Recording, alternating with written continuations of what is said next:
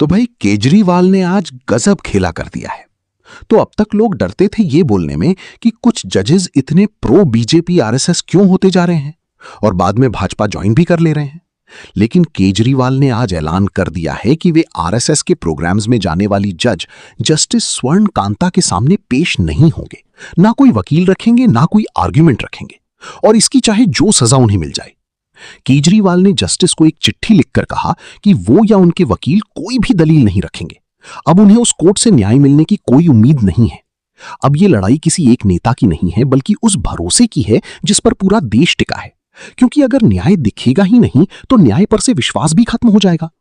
और इसके पीछे उन्होंने कुछ रीजंस बताए हैं, जैसे कि पहला, जस्टिस स्वर्ण कांता एबीवीपी आरएसएस के प्रोग्राम अटेंड करती रही हैं, तो स्वाभाविक है कि उनका झुकाव आरएसएस बीजेपी की तरफ हो सकता है।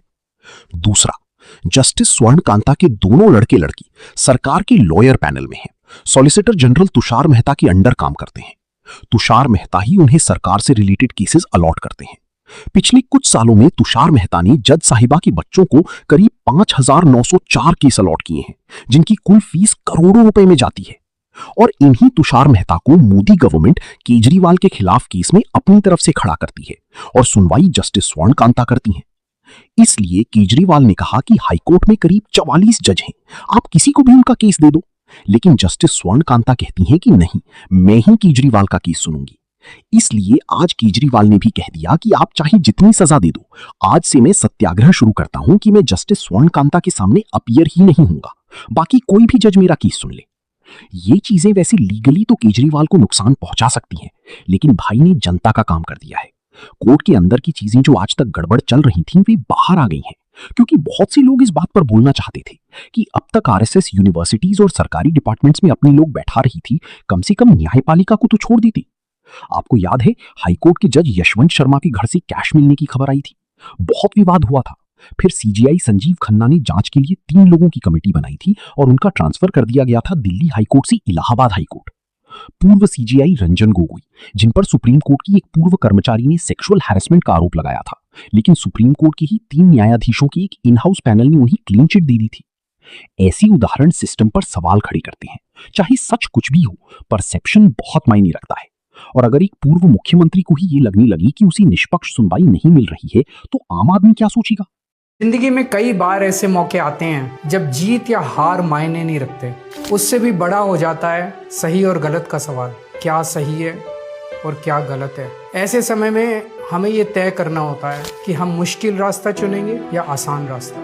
आज मैं भी एक ऐसे मोड़ पे खड़ा हूँ। आप सब जानते हैं कि मुझे एक झूठे केस में फंसाया गया, मुझे जेल भेज दिया गया, एक चुनी हुई सरकार को गलत तरीके से गिरा दिया गया, हमें कई महीने जेल में रखा, पर आखिरकार सच की जीत हुई। 27 फरवरी को अदालत ने मुझे पूरी तरह निर्दोष घोषित कर दिया। कोर्ट ने कहा केजरीवाल निर्दोष है, केजरीवाल ने कोई भ्रष्टाचार नहीं किया। कोर्ट ने सीबीआई की जांच पे ही सवाल खड़े कर दिए और जांच अधिकारी के खिलाफ एक्शन लेने के आदेश दे दिए। लेकिन सच का रास्ता आसान नहीं होता। सीबीआई ने तुरंत इस फैसले को हाई कोर्ट में चुनौती दी और ये केस जस्टिस स्वर्ण कांता शर्मा जी के सामने लगा। तब मेरे मन में एक बहुत बड़ा सवाल उठा, क्या इनके सामने मुझे न्याय मिलेगा। मेरे मन में ये प्रश्न क्यों आया?